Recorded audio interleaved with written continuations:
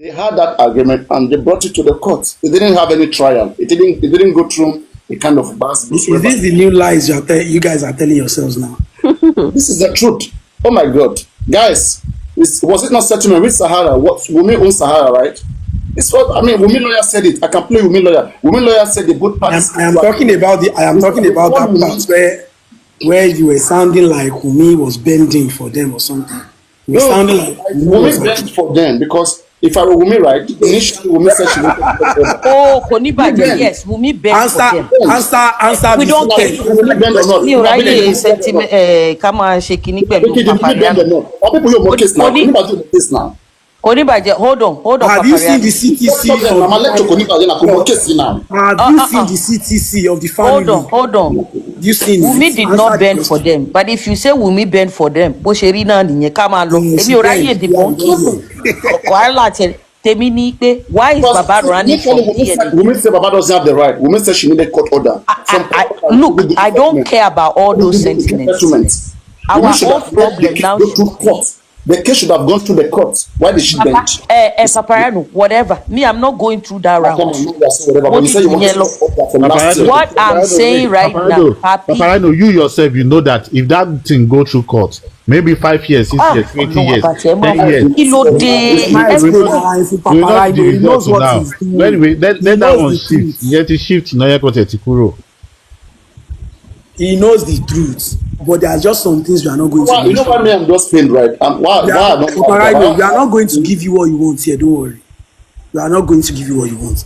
You won't hear what you need to hear. Neither will you hear what you want to hear. But what I'm going to tell you today is this here. You people, you destroy this family with your so-called narratives. You ruin that family. You ruin the mental. That I would not agree. That family brought themselves to the public. No, now, likes of Papariano that one, I will not agree. The aided Joseph. I will always blame them. I blame Baba for bringing his matter to the public, for the public to dictate what goes on in his family. I don't care about that part. That aspect, I will not agree. You don't care about that part. No. Because it's the facts. I'm not saying because I support something. So we ran to social media. Wunmi ran to social media. Wunmi ran to social media to talk about the death of Mohbad. Did Wunmi run to social media and tell you that Baba Mohbad was using drugs? Did Wunmi run to the social media and tell you that Baba Mohbad was beating Mohbad? Did Wunmi run to the social media and tell you that Baba Mohbad exactly. That was nonsense now. Did you see Wunmi running to social media and start manipulating the whole family? Baba manipulated everybody. That they called blessing. Neither Wunmi nor Baba brought the case to social media. Baba brought the case to social media for his own personality. So when I was saying that Baba Mohbad is serving as a social personality, Papariano, let me tell you something. The public was already streaming this case even before Mohbad was Papariano, let me tell you something. Papariano, let me tell you something. Olai láti máa defend Jose, even when Jose was in everything. You saying the fact. That's what Papariano is concerning for. But Tabasopé láàrin Wunmi àti Jose, ta ló hand over case fún social media.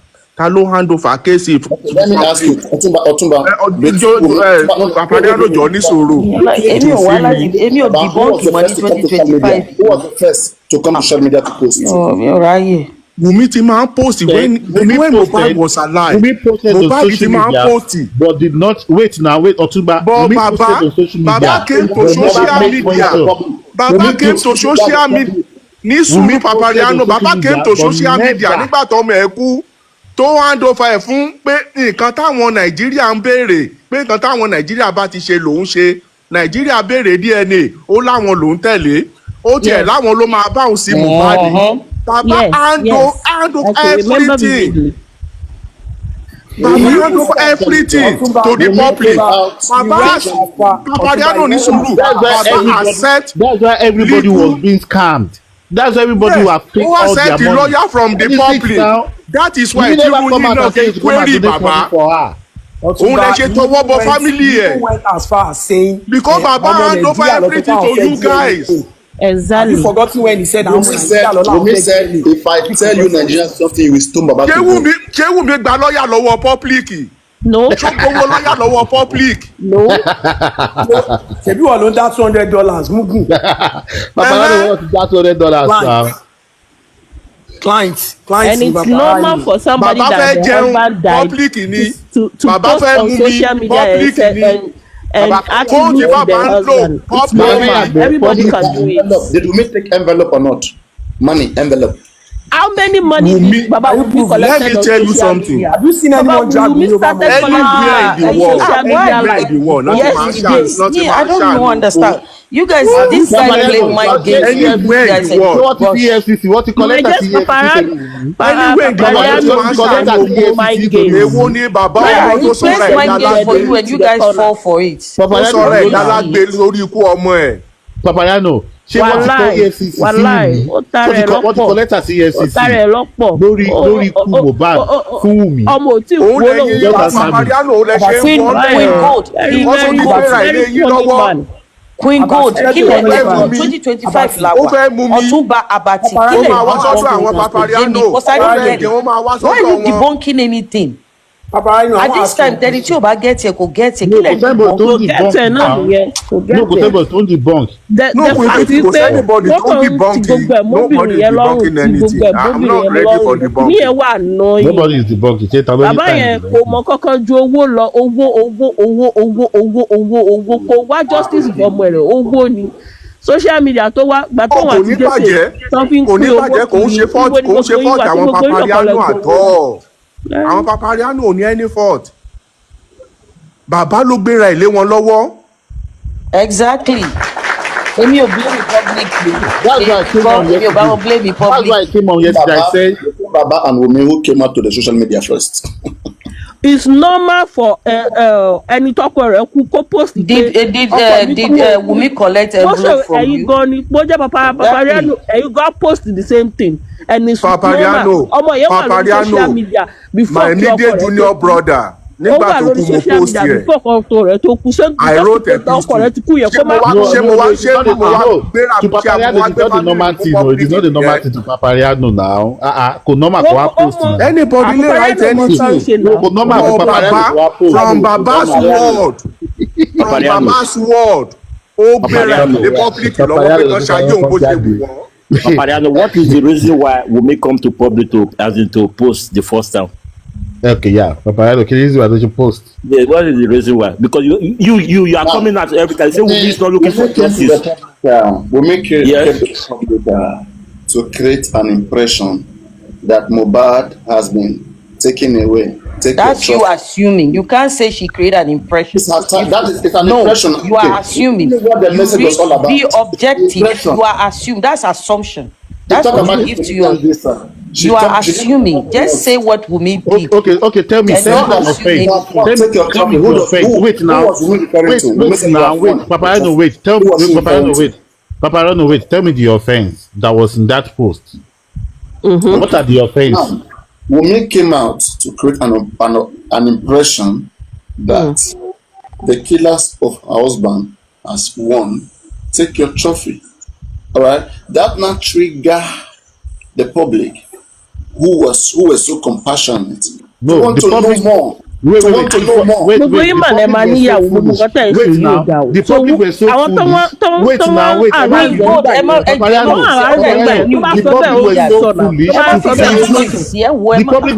foolish.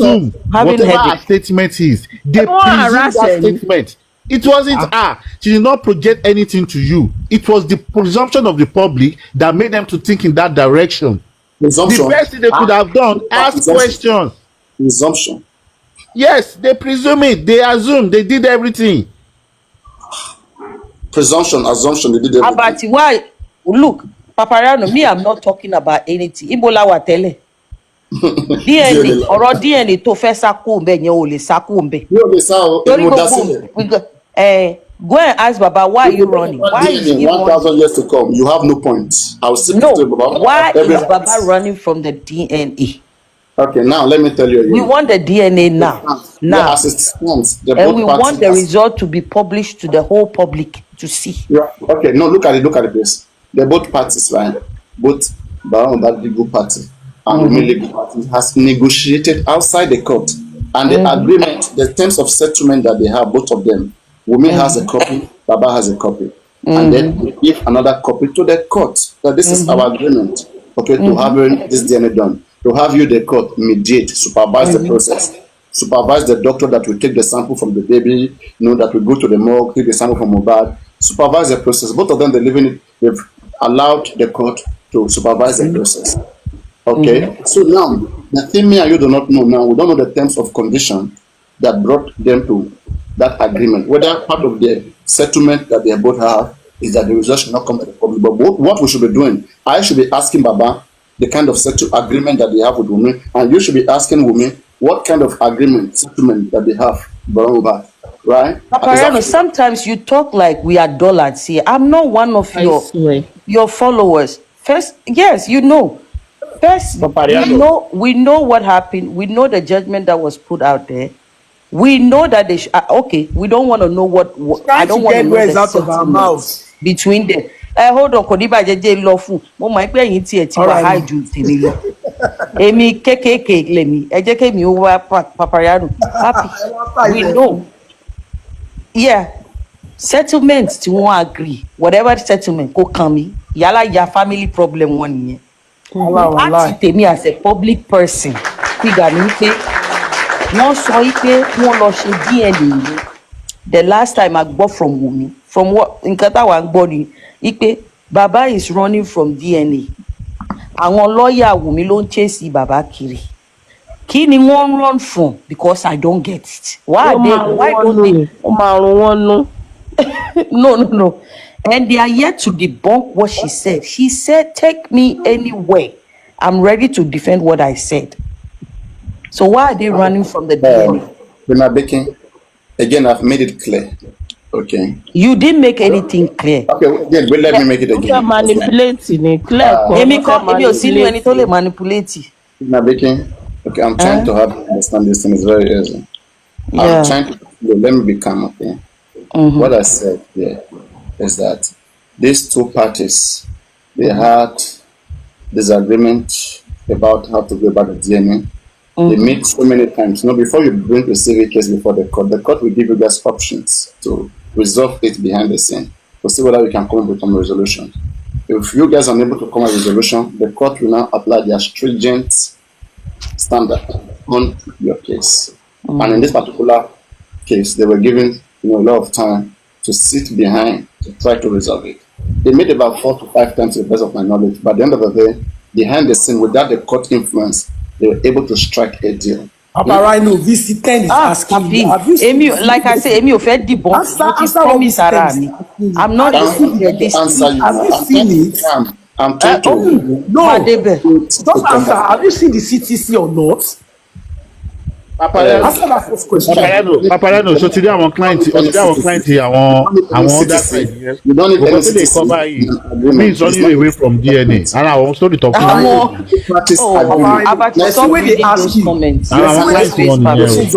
never. It is only the two consent party. It is not a court case. Oh, so now it's two consent parties. And that's what I'm telling you. It's an agreement between two parties. An agreement, not CTC. It is not court judgment. They didn't go to trial. Wunmi could have stand CCTV. Court order. I don't want any agreement, any settlement with Mohbad. Baba could have stand his ground, but both of them were able to come up with a deal, and the deal was in your columns. The deal have been struck. Yeah, you don't know it. Part of what Paparano is saying is this. Paparano is saying that they should take the case to the court. Let them go through the process of the court. Kó wá fi gbára wọn wí pé yes, èmi gangan mo láṣẹ, ìwọ ò ní àṣẹ. Kí ló kàn wá pẹ̀lú yìí? Wait, Timothy, business is about bad nìyẹn. Thank you very much. Wàhálà tiẹ̀ nìyẹn. In the history of Nigeria, this Mohbad case, it is the first of its kind, and the decision will help to establish a new rule. Paparano, that is a big fat lie. That is a big fat lie. That is a very big fat lie. It has been there. Our case of were bad. case kankan ti wa bẹ́ẹ̀ go and research and find it. No, see, Paparano, go back. Paparano, wait, go back. There has been cases like that whereby the grandfather is asking for DNA and it has been in court up till now. Paparano, ṣé ìgbẹ́fẹ́ sórí justiceformohbad for 10 years lórí DNA. There is no such case in Nigeria. Please mention one. I want to work just one. Mention one that what? Mention case. Paparano. The grandfather has gone through a trial process of trying to get a DNA of their grandchild, and they've been approved or denied. No. I said they have never been approved. They have never been approved on that. It's because this one has never been approved on that. You know that court cases go for 5 years, 6 years, 7 years now before they make valid. Maybe in Togo, not in this country. Me, I just want to ask one question. Papi, let me give. Okay, Konibaje, go ahead. This is a question. Yeah. And maybe I will even log off after asking. Paparano, why are you people not ready to bury Mohbad? Why is Mohbad's corpse still at the morgue? Why are you not telling Josie to bury his son? First, before you answer, don't give me the book wrap of autopsy. Whatsoever specimens that was needed in Mohbad's body has been taken for the autopsy. So why is that body still at the morgue? And why are you people not talking more about it, please? We cannot be only good team at our good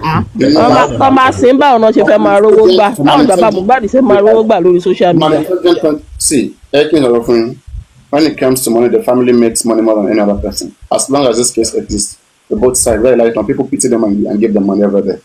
Well, we don't benefit nothing aside from this gathering and love that we share together. You will explain, Taya. Okay.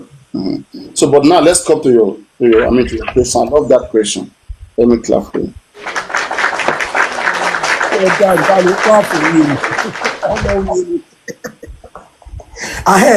Make I warn you on top one thing. I like this. Any of my content on blog, my content on blog.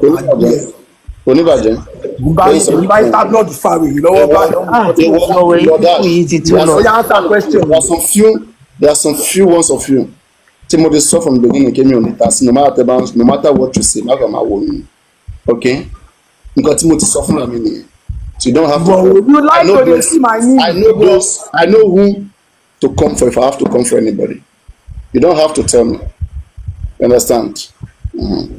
So just chill, enjoy. Enjoy. Chill. Chill. That time when they toss, when you say you self they happy. That time when on the full on access on arrest me, they say you self they happy. I was part of those talking about giving you food or raising money for you, whatever. Then I heard that you're already out. I mean, I said, I was never anywhere. Said that's the funniest part of the whole thing. So why were you people so happy? I was so important. I was pain in the ass. I was so much pain in the ass. I'm just curious, okay? They said you researched and you found out that my name is Ekundayo. Did you create it or you research? I want to appreciate your research. No, that do you like if known or you research? I want to appreciate your research. I know I'm asking you. Let me clap for you first. That's your name now. It's not about person. So what you fail to understand and what you people fail to understand back then, you turned it to a game of who no person pass, and you people started getting bitter. Because I have one more question I'm going to ask you after you answer the one of why they are yet to bury Mohbad. You know, you turn it to a case of who knows people and who doesn't know people, and at the end of the day, me, I am telling you with full chest, I don't want to know you people here. Nobody can harm me. That aside, it become a competition for you people. When we busted Arifa's lie about Obelegu, she did this, Obelegu, she did that. I was the first to bust it. I was the first, not anybody. Chill, brother, chill. That aside. You people were supposed to appreciate. No. Don't say me. I was the first to bust Arifa, and also when the boss man went to Yekudi and bring that particular notes, I was the first before that class. I was the first. Nice one. My people are everywhere. When I say things that are not proper, I say it. And even when the Obalegushi narrative was flying, I was the one who came out that said that we have a king in this state. That the king must address that. Okay? But you know when and it was addressed. Locked up. After when Arifa was locked up, you were on live. You literally said, and I quote, want to appreciate the office. No, I'm admitting to when Arifa was in there, you were the one saying, he's using chance, or he's a disgrace to Oba of Yoruba. Why will he be doing such a thing? Everybody should start tagging all the Oba in Yoruba land. There should be peace. No. You have no such evidence. I will get 1 million if you bring for Paparano will never wage war against every king from Yoruba land. Oh my God! You can never find when you get 1 million. So I get your phone number. If I get your phone number, I will send it. You talk some words. No, you talk some words. You talk some words about it. I give you 1 million. I give 1 million. Post it. I don't need to post anything.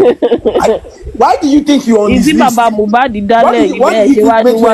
That's why you don't want to bury the boy. If you bury him, there's nothing to say about it. Why do you think you ended up on this list? There's no money to collect. Anybody can have ended up on this list. You don't know now. Do I look like I have fear in me? Do you think anyone can? Why you always hiding your location? Oh, come on. I don't just want to let you are fear, there is fear, big one. Okay, wait. Konibade, if you want to go, tell me, I can let you outside my estate. Let's you want to go that route. I don't want to do those things. I mean, I don't want to do those things, okay? But if you really want to, if you want to talk about people who are very anonymous in nature, it's Wunmi fans. Sam can't turn on his camera. This Sam here. I dey fear now, Papa. Now I'm afraid. I don't want them to be. I'm afraid. Yeah. I don't want them to arrest me. Scared. We're more liberal. But you always like top movie. Top movie will never turn your location. If they want top movie, will make it turn on the camera saying location. Not be everybody the on the camera. Konibade not on the camera. What do you do to Konibade? I don't have fight with you. I must not give my location. Do you understand? But if you see me going on the way, I walk, I go around. Then just there, touch me or come closer to me, and you see the difference. Oh. And I said, you not even want to come closer to me. Now. You said you invite me to take me. You said you will link up. You touch it, nothing will happen. Papariano. You are fighting against the same law that you are trying to defend right now. The same law you want to buy. You said you go link up. You said you go buy beer.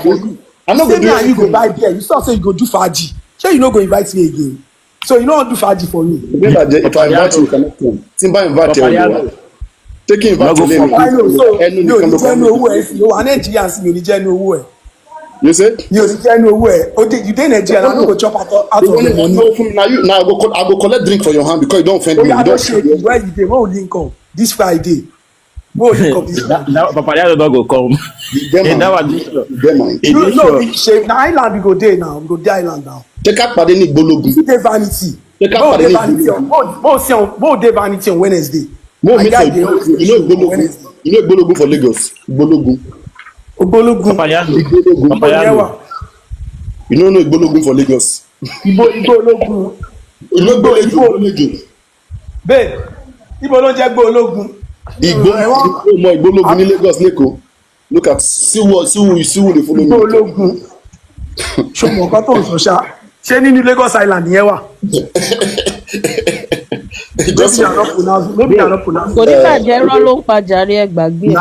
Now where people don't know that Papariano dey. That area made it.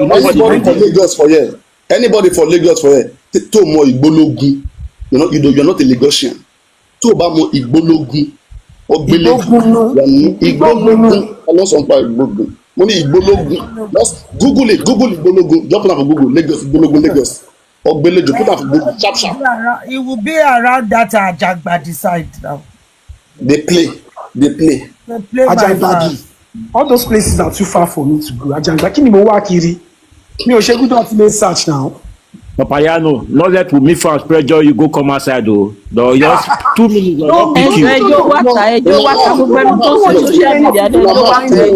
too much. Let me tell you something. No one is doing anything to Paparino because Paparino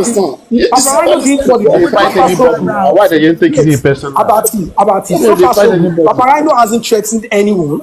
Paparino can be Paparino. I want to be Mickey now. No, it's not like them. Paparino is not that kind of person. He talks. He doesn't have problem. Anything happening regarding this Paparino is not taking it personal. This Lagos. He's not taking it personal. Anything happening, it's not like all these fools that think it's a competition of because they arrest Tarifa, the guys have no. Paparino, to Almighty Allah that made me, I would love to meet you in person. Wallahi without anything behind it or Inshallah. Wallahi, it's not inshallah. Let me tell you something. See, now like this is supposed to be. Make we dey talk, make we dey agree. You understand? But your other people, they are not educated enough, especially that idiot that called himself Latin. They are not educated enough to understand that all of us, we don't have to be on the same page. No. You are crossing lines. Don't insult people. Don't insult people that way. The same way you don't want to be insulted.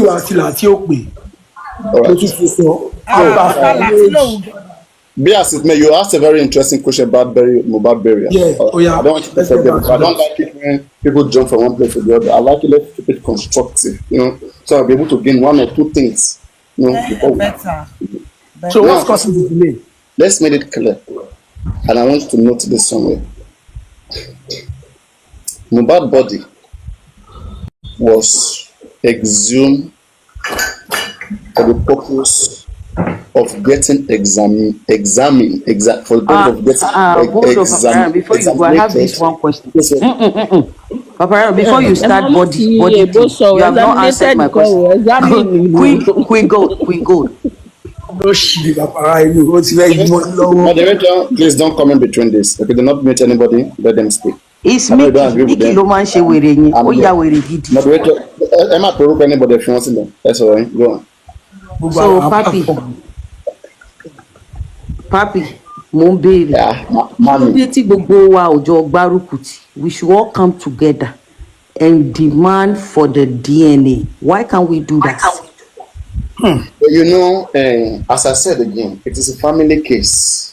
It's not a family case anymore. How did this suddenly become a family case? When Baba said the public wanted DNA on Mohbad, that one is understandable because there's a crime on Mohbad. But if you're talking about DNA on the baby Liam, there are procedures. But did we say, I'm not going to let you get away with this. What I'm saying is, we said the same thing, that this is a family case in the beginning. You guys said the public need to know because DNA is what? Can you finish? Why now? Let me make something clear, okay?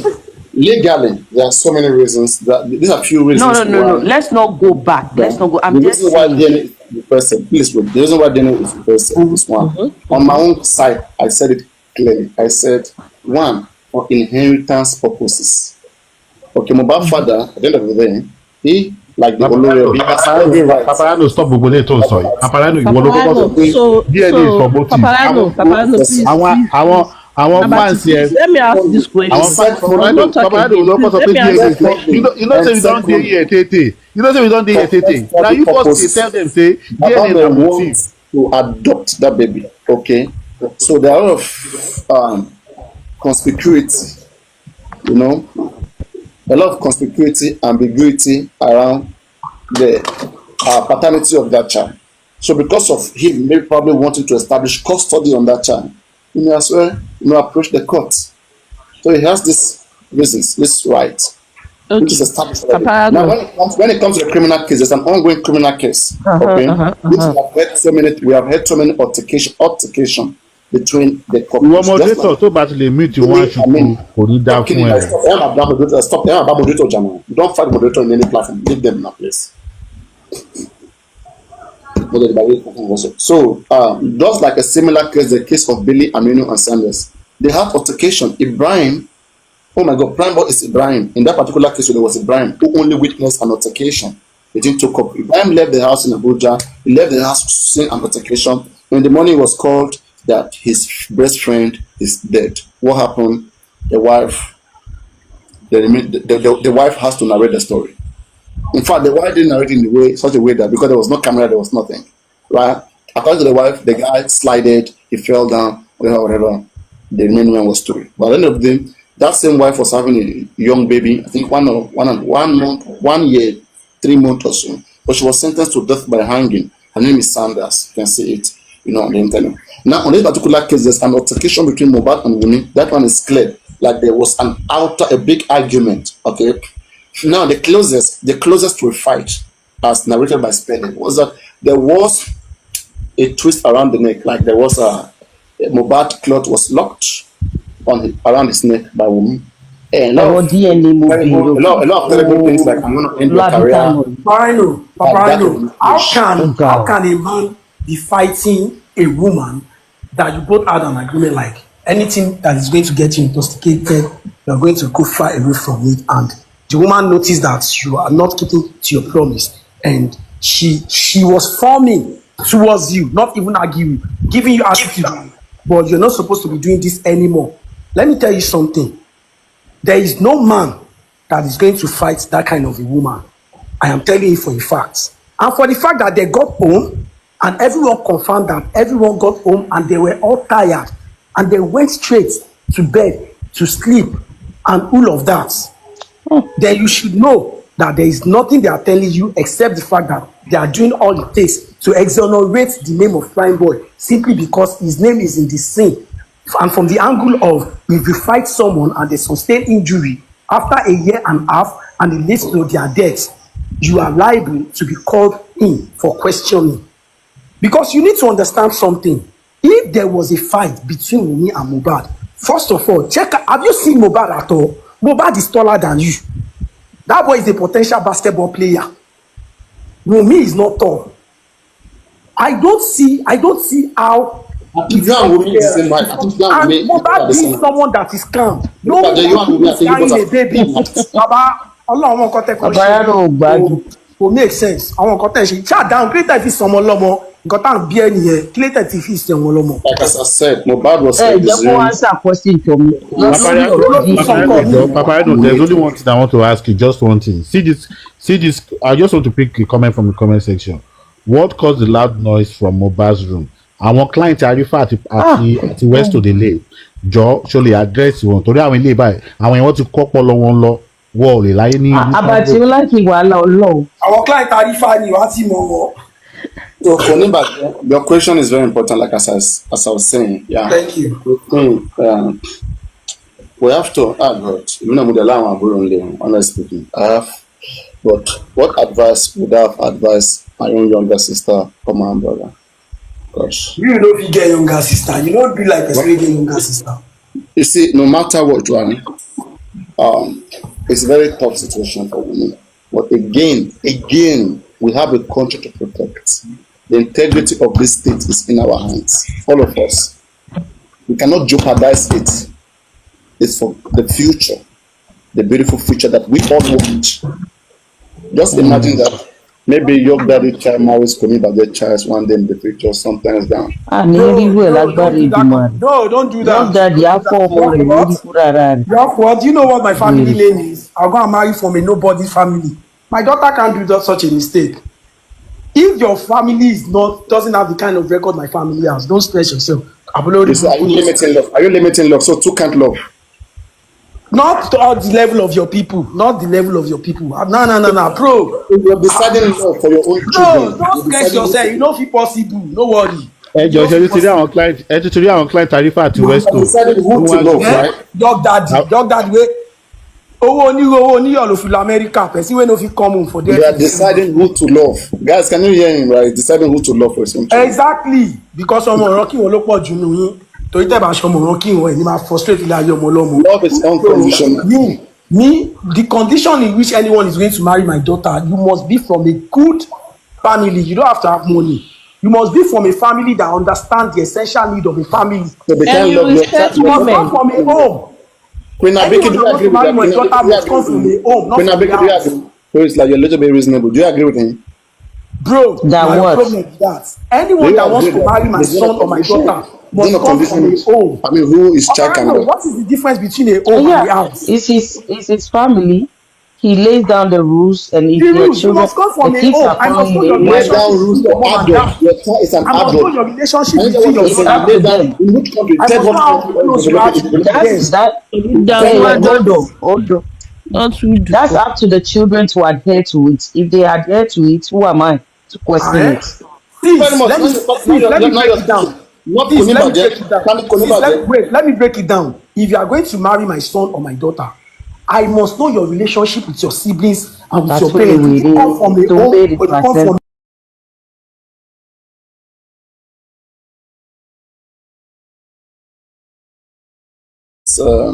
exactly. If I'm going to let my own daughter end up with that kind of Aloba family, he's not speaking in the past. It's facts. There are some things you want for your children. Who your daughter should love for her. No, I can't even love because let me tell you. There are some things you instill in your children, and that's part of it. Love. Let's say, for example, your daughter fall in love with comfy songs. Comfy song. Ọlọ́run ní jẹ́ àníréṣù ànírábù. God forbid bad thing. He knows it's not possible. God forbid bad my daughter. Papa, why are you asking those ridiculous questions? The question you ask, people should not underestimate that question. Okay, because it's very crucial. You see, Baba, they would not even start the burial of Mohbad is a major. Anybody to actually support Josiri or mommy. The burial of Mohbad, like you said. Why is Mohbad not buried yet? Okay, and I said that. Thank you very much for coming back to. Mohbad's body was exhumed for the purpose of getting examined and knowing actually the cause of his death. Now, due to circumstances, due to the circumstances of things on ground, I think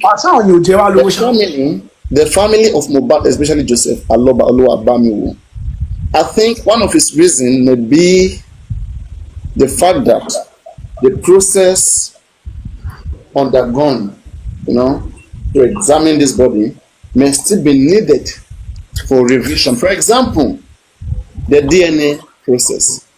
We learned that sample has been taken from Mohbad's body to conduct a DNA which will establish the paternity of baby Liam.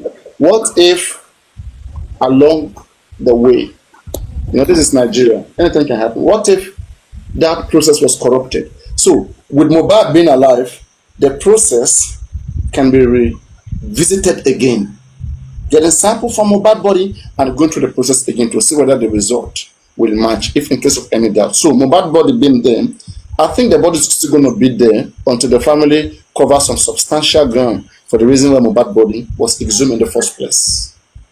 Are you worried about the body being there? To share the property, which is to share the property, because if they did not do the necessary things and they were looking for DNA, that means the primary issue they were not tackling it. Colonize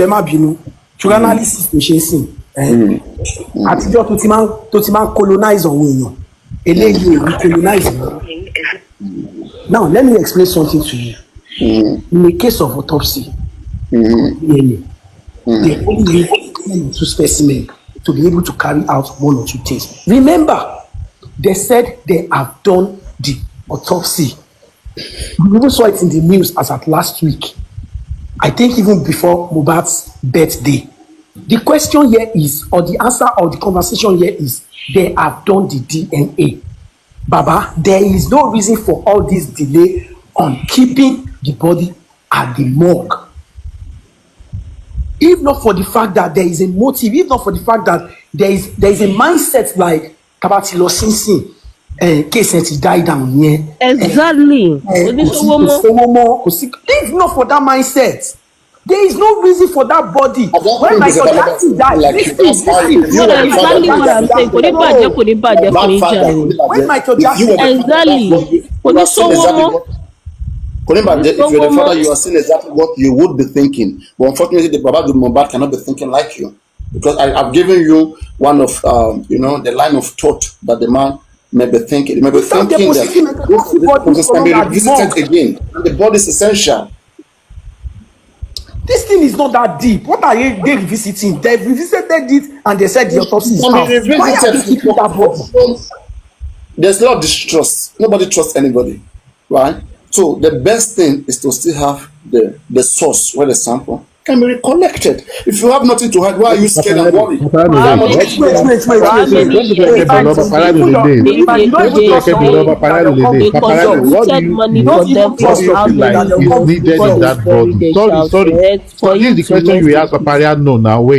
What do you feel that is needed in that body to be collected for further investigation? Nothing. If they bury the boy, they will not be able to collect money on social media. The case will die down. That is it. What do you think is needed in that body for further investigation? Can you wrap your head around it? The body. You don't expect